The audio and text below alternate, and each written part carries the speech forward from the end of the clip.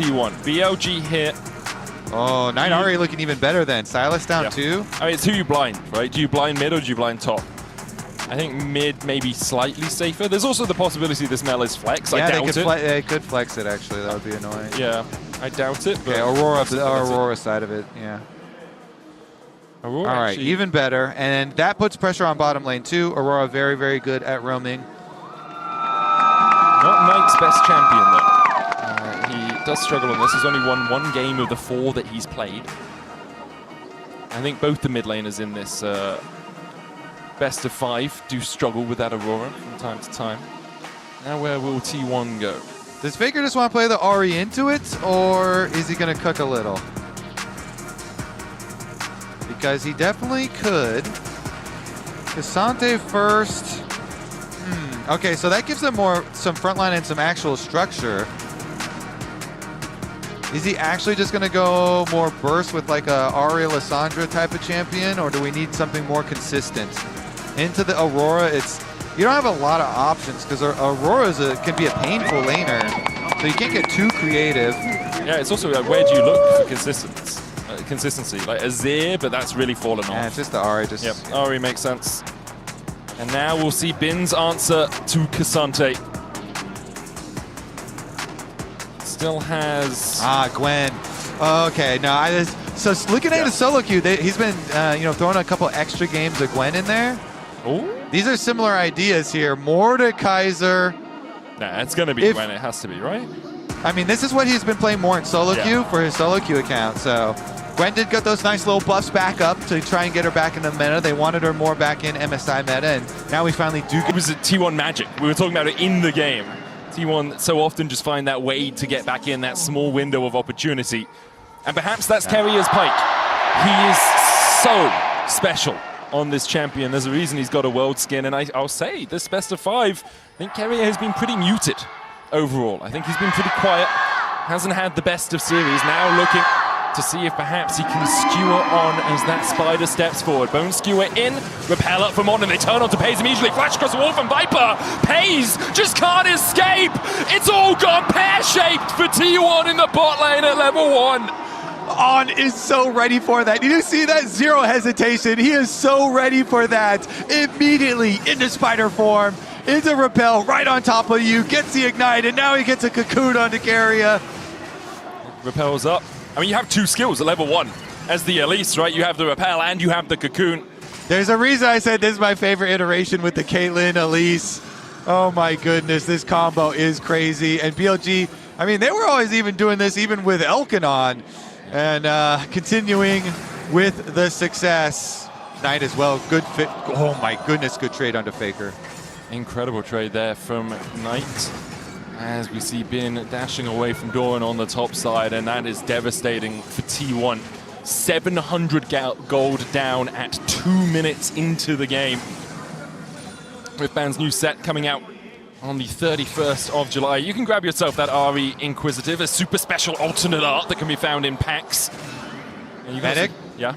Last game, all the BLG lanes were pushing and winning, and this game we're 2 minutes in, and all the BLG lanes are pushing and winning.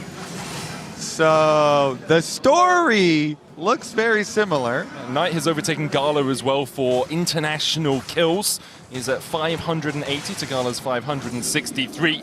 On his way to try and chase down Bin and Owner, but see, with Bin being on the same team as Knight, it's going to be hard for him, because then Bin will be like, hey man, I really need this kill because I have to stay ahead of you on the leaderboard, and Knight will be like, please sir, I need my Darksteel stacks. And that's the battle that I'm sure is happening in the middle of BLG right now. I'm sure. Meanwhile, Bin focused on tower plate money. Give me that money. Trying to work through the first one here. Gets it very, very close. Won't quite tick over.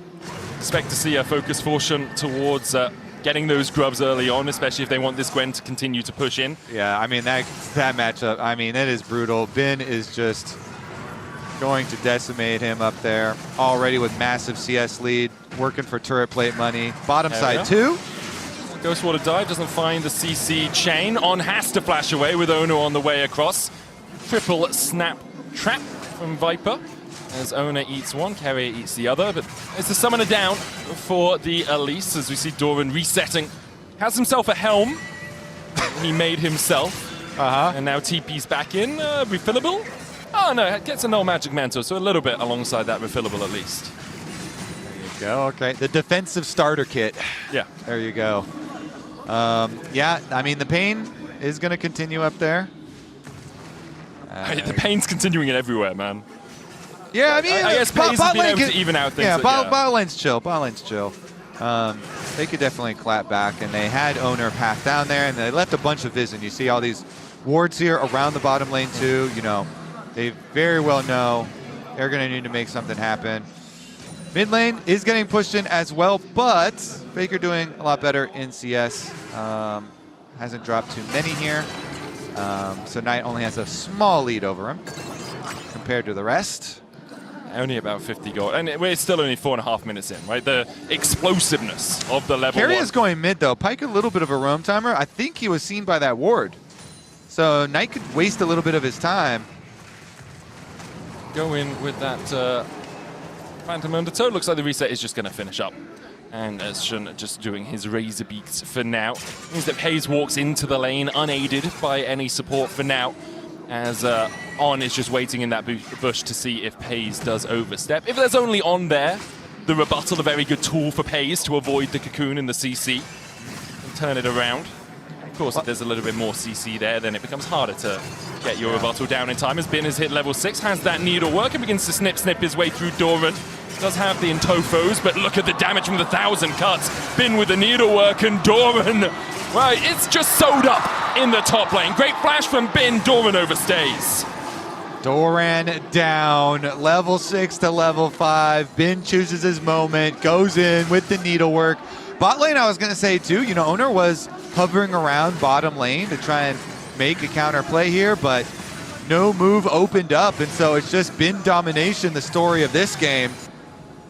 And Owner's not on his way up there. Owner is not bailing you out. He's still bottom. Yeah, he was hovering last time for the whole play, and then does the Gromp and comes on back. The question is, can T1 get enough of an advantage over here? There's the Cocoon with the repel. And there's some great damage from Paze as T1 are able to lock up that Elise. It's the issue if that initial bit of CC doesn't hit and you repel up. Oh, great flash as well with the Phantom Undertow and the Ghost Water dive. The flash EQ combo as well from Owner. A moment ago I asked, can T1 find enough in bot? They give us a resounding answer. Exactly what the doctor ordered. Exactly what we asked for the bottom lane. They make it happen. They force On really early there to go for the repel, and they know exactly where he's going to land. Only one extra option there. They get the early kill, and then Keria flashes in. Owner gets the smite. Gets level 6 out of it as well. Yeah. Owner and Keria, though, they both don't have their flashes from the bot lane play where they were just able to get those kills. And so could get a little bit dangerous. Shin's going to know, hey, On, let's go. Counter jungle him. And let's take another look at it. So they start out here looking at On against the wall here on the Elise. With the rebuttal on the Cocoon, then he just goes over to the middle of the lane. They're able to answer this one. And then Keria's like, all right, waiting. Cooldowns are ready. Where's his angle? There he goes in, flashes to make sure the stun hits, can pull him back. And then even though Paze, Viper's able to, wait a second. Oh, Cataclysm in from Owner. Goes for the dive as well with Phantom Undertow from Keria. Paze on a killing spree. Meanwhile, Owner falling low, gets taken out by the weirding. Knight needs to run, and T1 are on the chase. He's trying to get over to Bin, but I don't know. Keria and Doran trying to close the door here.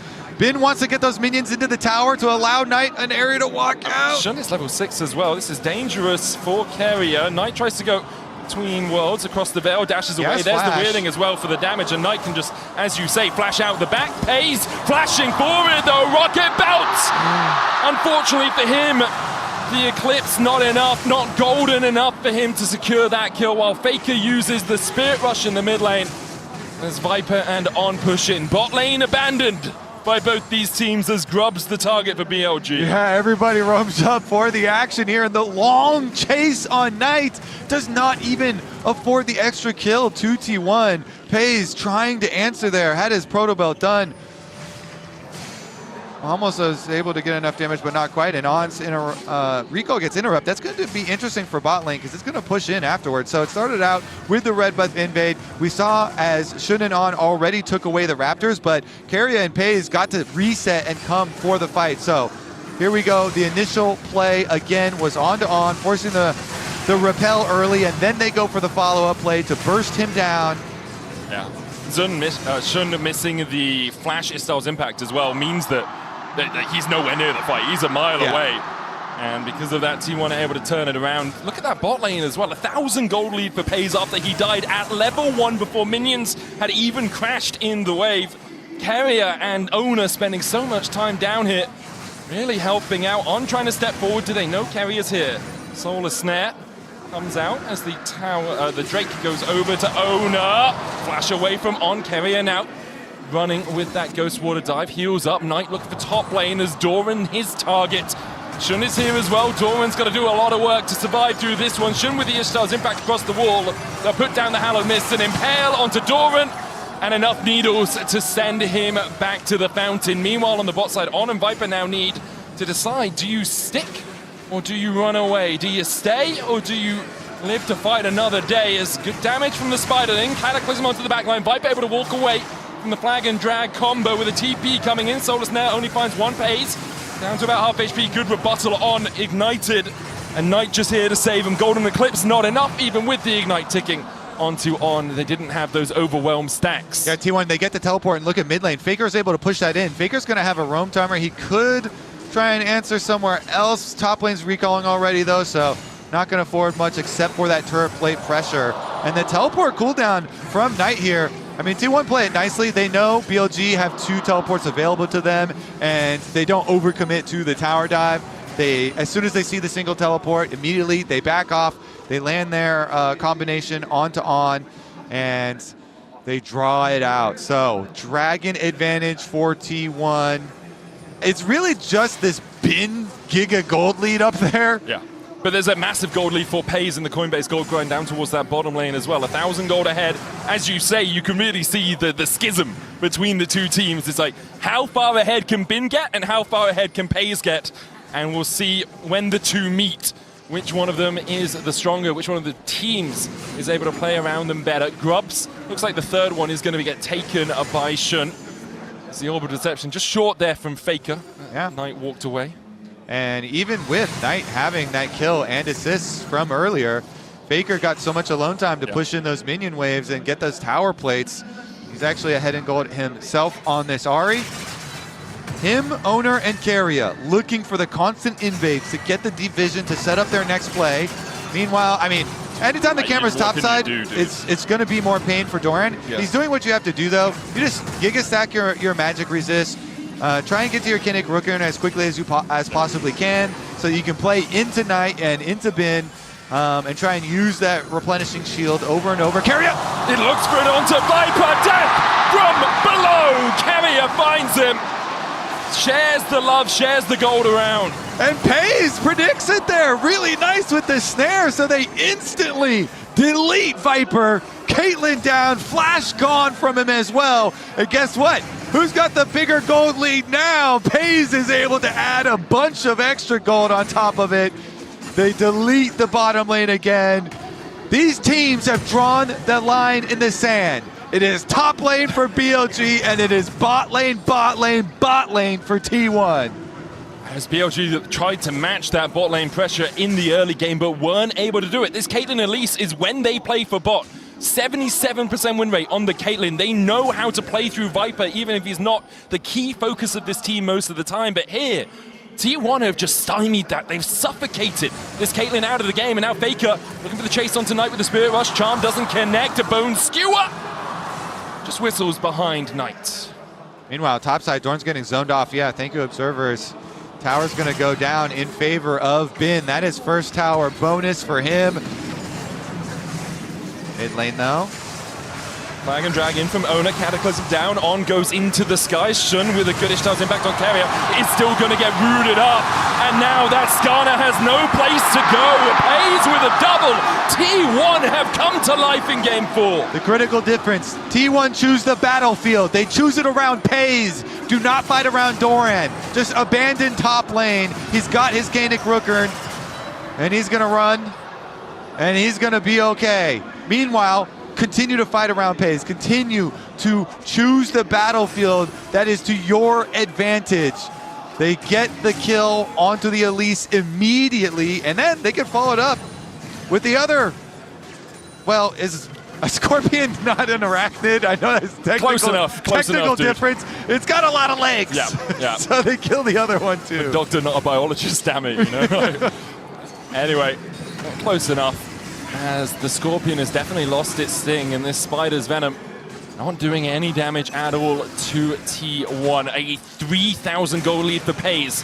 I will say, still, Bin is matching as much as he can through the top side. We'll have another look at this play in mid. Okay, so they go mid around Pays, and it's actually, you know, On trying to go for a play onto Pays again, and they immediately punish him. Wait around for him to come down, and then bottom side of your screen, Carrier and Faker, they can just lock up this Skarner.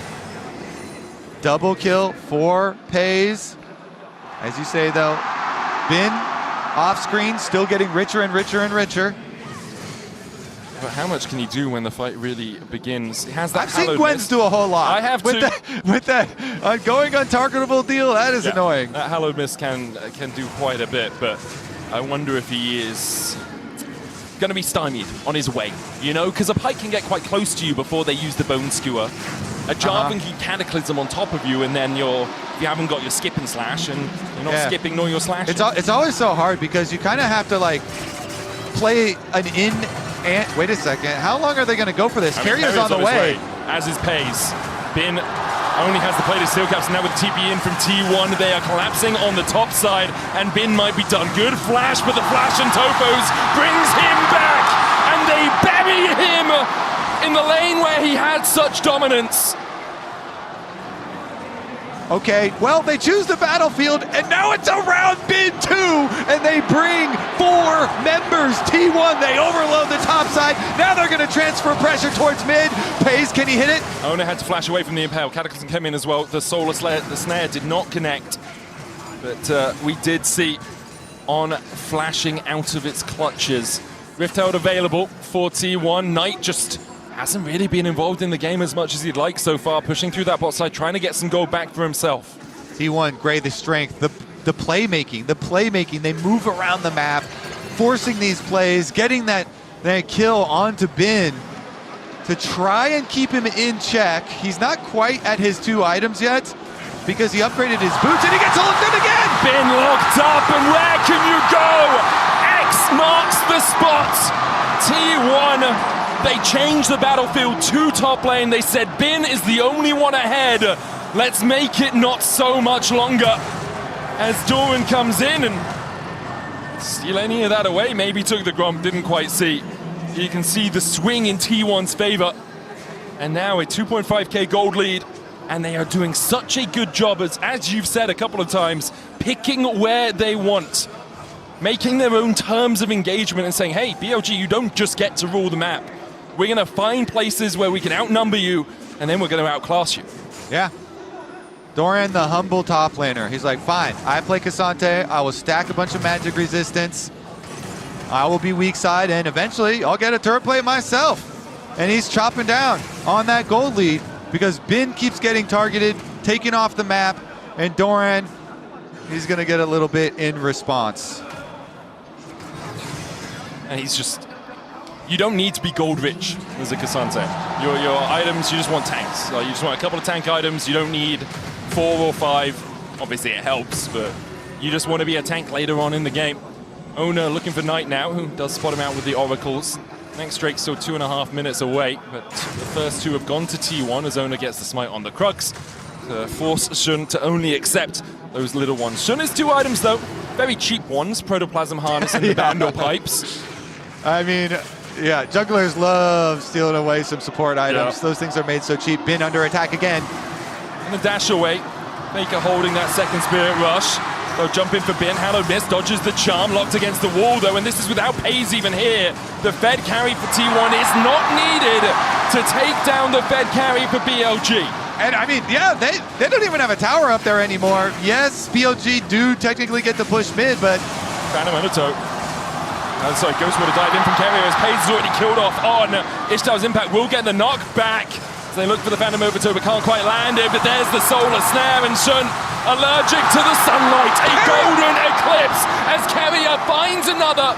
Viper trying to walk away, but a flag and a drag will pull him 6 feet under. T1 are dominating BLG. In game number 4, it is T1 setting the pace, and BLG can't keep up.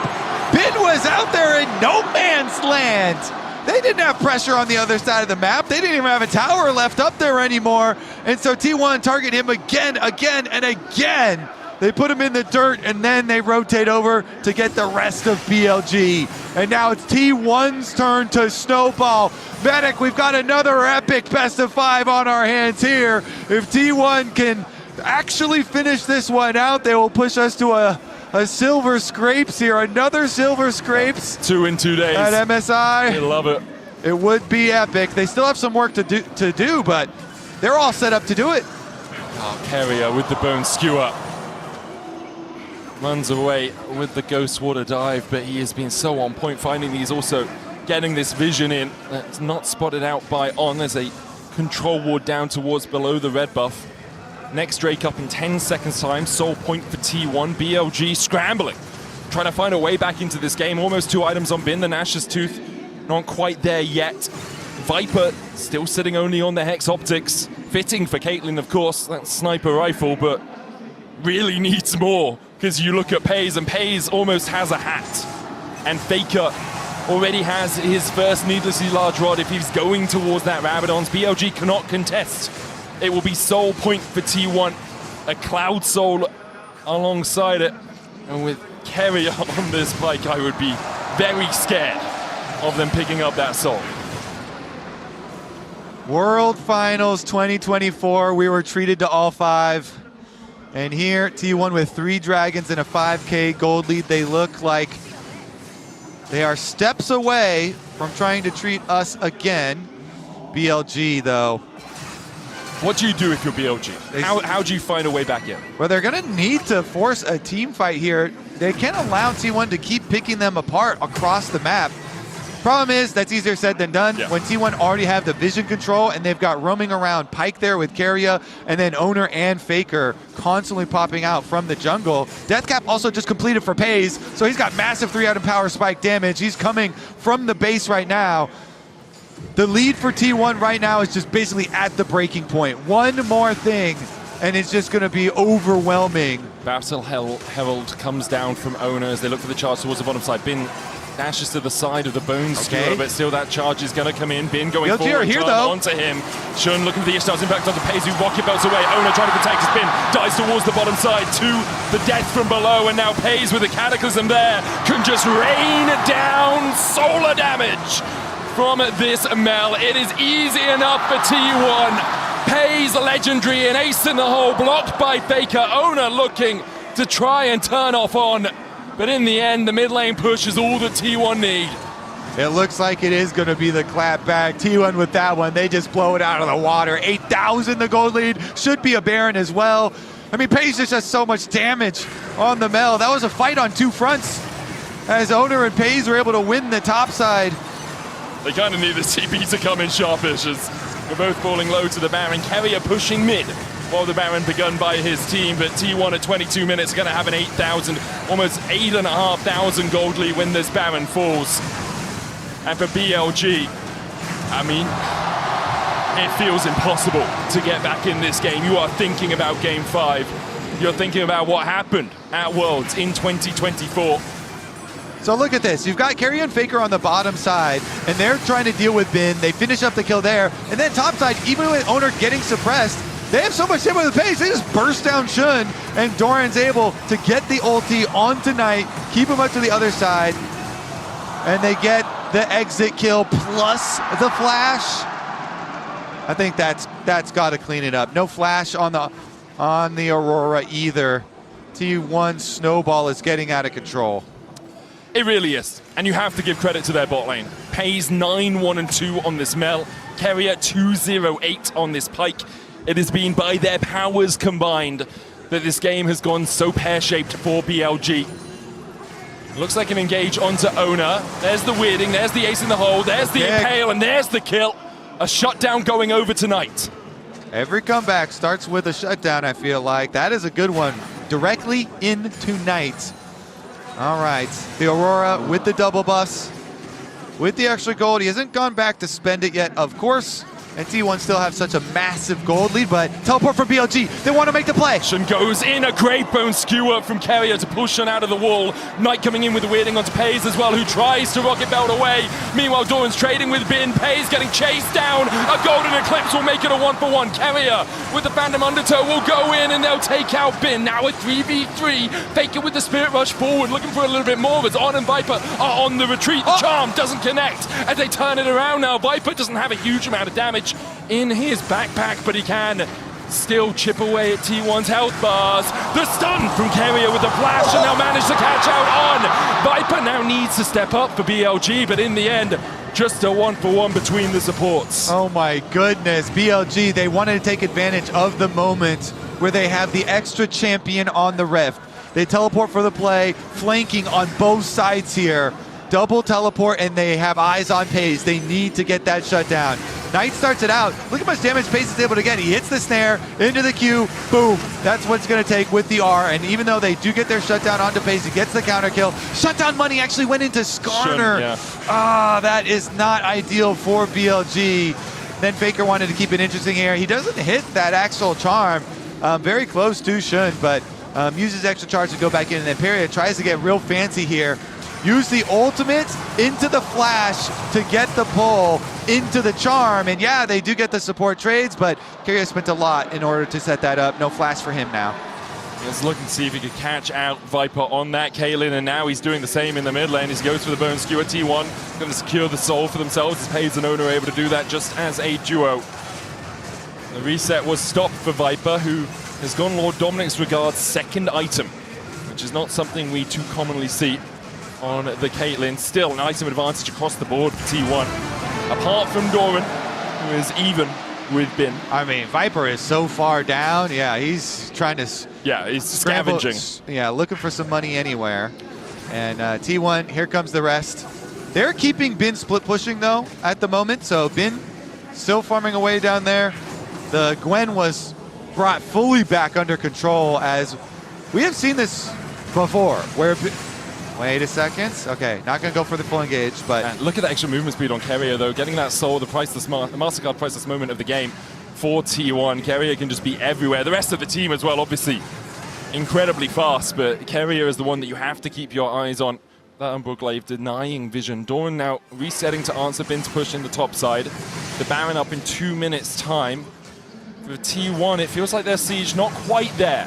It's much more of a pick comp. They need people to step out a little bit further so they can catch them, and then they can push in with a numbers advantage, whereas if they're just sieging 5v5, can't quite take down these inhibitor towers. Yeah, they have a lot of map to work with, though. Keria here with the Umbral Glaive constantly taking away the BLG vision, and so you have a lot of area to make those picks with. That is the benefit, and Cloud Soul move speed is very nice in getting into position for those picks. Now, you're probably going to have to wait for the next Baron to come up, but already you see they're going to clean out the entire jungle here, leading over to the Baron, T1R, and then they're going to look to set that up. BLG, the critical part is, do you want to swap over to more Scryer's trinkets to have more blue trinkets to use to make your way over to contest the Baron fight? Because currently they only have Vipers, and it's pretty difficult to walk into this T1 team. I mean, they just have so much CC, so many pick tools that you've gone over, but the vision checking going to be difficult either way. Knight 2 levels down on Doran. Even Bin 2 levels down on Doran. They've been so shut out of the game. T1 done a great job of making sure that Bin could not accelerate that 2,000 gold lead that he had. And Faker with the charm here onto Shun, just showing him that he can more than anything else, looking for that little bit of extra damage. As you say, the push in from T1 just set up for this Baron. No vision at all for BLG outside of basically their base, apart from a single ward that shows them that T1's Gromp is up, which I don't think is the most pertinent piece of information for them right now. They haven't had the opportunity to step outside the 3 walls of protection, 2 walls, I guess, of their base, and T1 on spawn will look towards the Baron. Yeah, here it is, and they've got Viper's blue trinket. That is their tool to check. Shun's gonna try and face check, but even that is a little dangerous. They're trying to take down the controller. He does get one of them. Doran comes over to lend to his help as well. Doesn't land the hook onto On, who flashes, gets the cocoon immediately onto Pays, but the follow-up just isn't quite there. Great Pale, Pays is down. BLG find life from nothing. They find blood from a stone as Pays goes down, and now T1, all hail the retreat. The cocoon again onto Carrier. Peeled over Peacemaker there for the follow-up, but Baron now in BLG's eyes. What an incredible play from On and Shun. They find the pressure onto Pays, and now BLG, they're trying to make more. Cocoon wide from On, goes in with the repel. Faker in with a charm, looking for the damage onto Shun, takes him down to half. Carrier low as well, Ono at a third. BLG, it could be the one moment you really have an advantage in this game. Another charm from Faker lands onto Knight, who jumps away across the veil, tries to hide in the darkness of his jungle, but T1 able to stop BLG's Baron advance, and because of that, can turn their attention straight towards it. And Pays is about to get up.